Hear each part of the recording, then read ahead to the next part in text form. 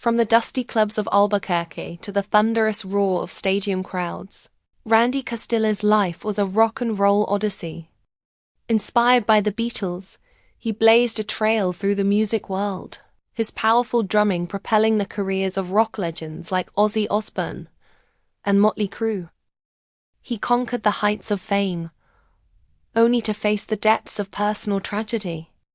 Though his life was tragically cut short, his rhythm echoes on, a testament to the enduring power of his talent and a poignant reminder of the fragility of life itself. Randy Castillo's story is a powerful symphony of passion, perseverance, and the enduring magic of rock and roll. Today on Celebrity Afterlife, we remember him and help to keep his memory alive.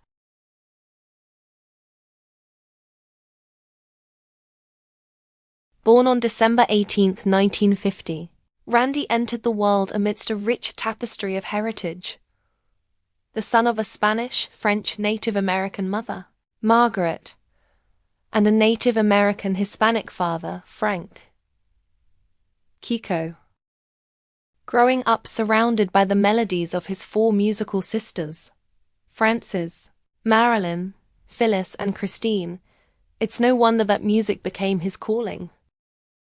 His first foray into the world of organized sound began at West Mesa High School in Albuquerque, New Mexico, where he contributed his talents to the jazz band, orchestra, and marching band.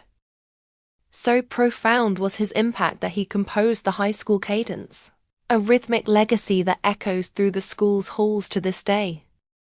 The trumpet, though briefly embraced, couldn't hold his burgeoning musical passion. Then, a seismic shift occurred. Early February 1964. The Ed Sullivan Show. The Beatles.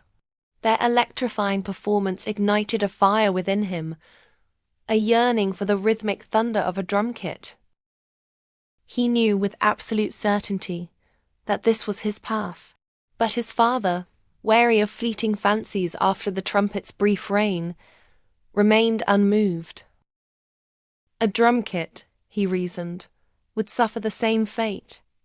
Another instrument abandoned in the dustbin of youthful whims. In the crucible of Albuquerque's music scene, Randy's rock and roll journey began with the Wombleys, a hard rock cover band that pulsed with raw energy.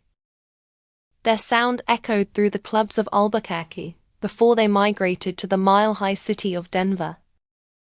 But like so many bands before them, their time together eventually came to an end in 1980, paving the way for Randy's next chapter. Driven by the pursuit of rock and roll stardom, Castillo ventured to Los Angeles the following year, a city where dreams are made and broken. He shared a roof with future Rick Springfield guitarist Tim Pierce, soaking in the vibrant music scene. His journey led him to brief stints with the Motels and USA, an all-star collective featuring ex-Cheap Trick bassist Pete Cometa and former Montrose vocalist Bob James. Though these ventures proved fleeting, they were crucial steps on Castillo's path, each one bringing him closer to his ultimate destiny.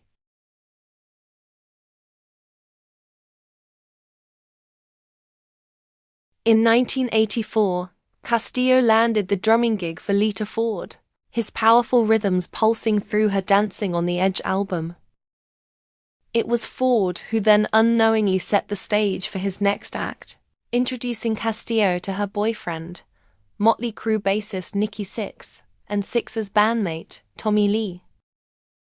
The phone call came soon after the Dancing on the Edge tour, a late-night summons from Lee at a party with Ozzy Osbourne. Ozzy, it turned out, was searching for a new drummer, and Lee knew just the man for the job. A broken leg, the result of a skiing mishap, threatened to derail Castillo's big opportunity. Unable to audition immediately, fate seemed to be testing his resolve. Yet, a few months later, the call came. Ozzy Osbourne had chosen him. Castillo's decade-long tenure with the Ozzy Osbourne Band cemented his place in rock history, his thunderous drumming driving 5 albums. The Ultimate Sin, 1986.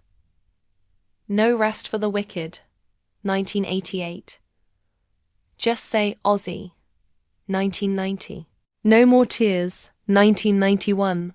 And the electrifying double-disc live album, Live and Loud, 1993. Following the release of Ozzy's live album in 1993, Castillo's musical journey took a few intriguing turns. He briefly explored the sonic landscapes of Bone Angels and Red Square Black. A reunion with Osbourne in 1995 for a tour proved the enduring bond of their musical partnership. During this prolific period, Castillo also lent his drumming prowess to several tribute albums. He laid down the powerful rhythms for Ronnie James Dio's rendition of Alice Cooper's Welcome to My Nightmare. On the Welcome to the Nightmare, an all-star salute to Alice Cooper album. And he masterfully handled all drumming duties on the star-studded Def Leppard tribute Leopardmania. Leopardmania wasn't just a tribute album. It was a sonic explosion of rock royalty. Imagine a constellation of stars aligning. John Corabi, of Angora, The Scream and Motley Crue. Paul Shortino, of Rough Cut and Quiet Riot. Kevin Dubrow, of Quiet Riot, Joe Lest of Bang Tango, and Janny Lane, of Warrant. All lending their voices to the project. And anchoring this powerhouse lineup were the guitar and bass talents of Jerry Dixon and Eric Turner, of Warrant, alongside the legendary Tracy Guns of L.A. Guns. It was a collaboration of epic proportions, a testament to the enduring power of rock and roll. In 1999, the ever-shifting sands of rock and roll fate shifted once more. With Tommy Lee's departure from Motley Crue, Sharon Osbourne extended an invitation to Castillo, a suggestion that required no audition. Castillo, a longtime friend of the band and a former touring drummer for Vince Neil, stepped into the fold.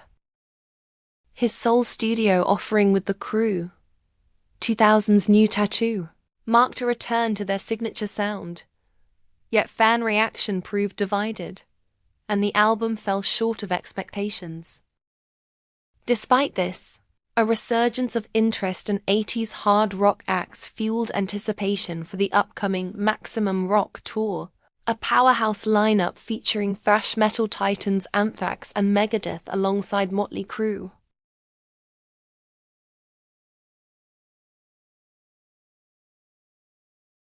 Just weeks before Motley Crue was poised to unleash New Tattoo on the Maximum Rock tour, alongside Megadeth and Anthrax, fate intervened with a dramatic twist.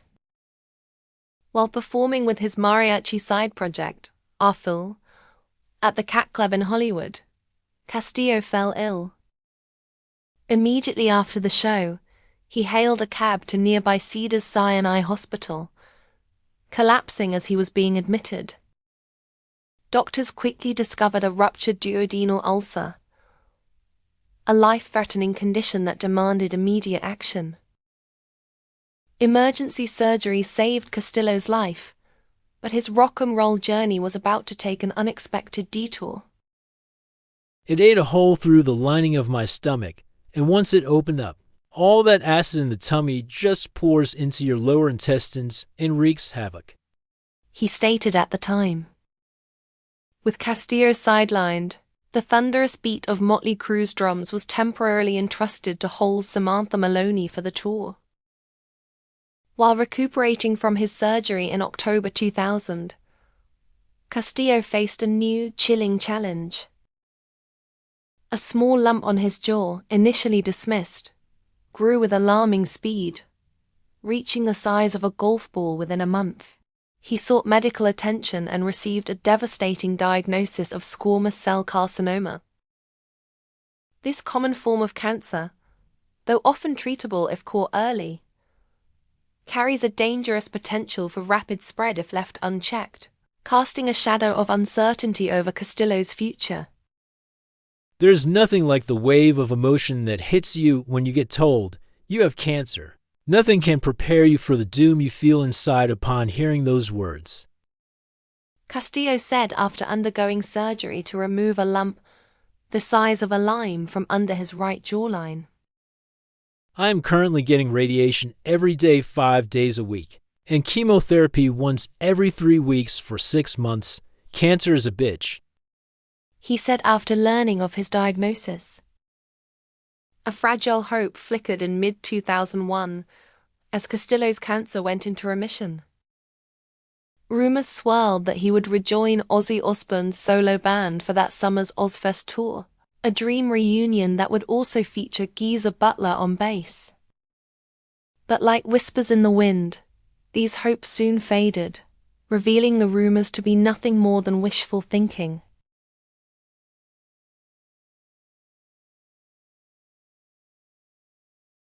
The reprieve was tragically short-lived. Within months, cancer's cruel hand dealt a devastating blow, returning with renewed ferocity. Just months after seeking medical attention, Randy Castillo succumbed to the disease on March 26, 2002, at the age of 51.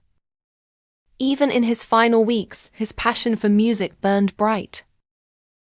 Castillo had been collaborating with former Ozzy Osbourne and Alice in Chains bassist Mike Inez, laying the foundation for a new band and searching for the perfect voice to complete their sound. A testament to his enduring creative spirit even in the face of insurmountable odds. "I am heartbroken about the passing of one of my dearest friends," Osbourne told Rolling Stone. "I will see you on the other side, Randy. I love you." He always had a smile and positive things to say about everything and everybody, Nikki Sixx added. He was a great drummer, a great caring person, and a very spiritual soul. At just 51 years old, Randy Castillo's untimely death extinguished a musical flame that should have burned for decades. His legacy, though tragically curtailed, stands as a testament to the raw talent that kept him a sought-after drummer for so many years. Director Win Ponder sought to capture this vibrant spirit in his acclaimed documentary, The Life, Blood and Rhythm of Randy Castillo, featuring narration by Lita Ford, a film that has resonated with audiences at festivals. Perhaps even more importantly, Castillo's story serves a poignant and urgent reminder of the vital importance of preventative care, a message that echoes far beyond the realm of rock and roll. Before his passing, Randy was quoted in an article stating, I just want anybody out there to know that if you ever have the slightest inkling of a symptom, whether it be a lump or a sore anywhere on your body, or anything that looks or feels suspicious, go get it checked out fast. Castillo told Metal Sludge. With cancer, time is of the essence. You could save yourself and all who care about you a shitload of grief by catching it early. Randy Castillo is laid to rest at Mount Calvary Cemetery in Albuquerque, New Mexico, in Mount Calvary Chapel Mausoleum, Row 101, Tier F. Thanks so much for tuning into today's video. I post new videos every Tuesday, Thursday, and Saturday. So be sure to like, subscribe, and click the bell to catch every episode where we dive into the Celebrity Afterlife.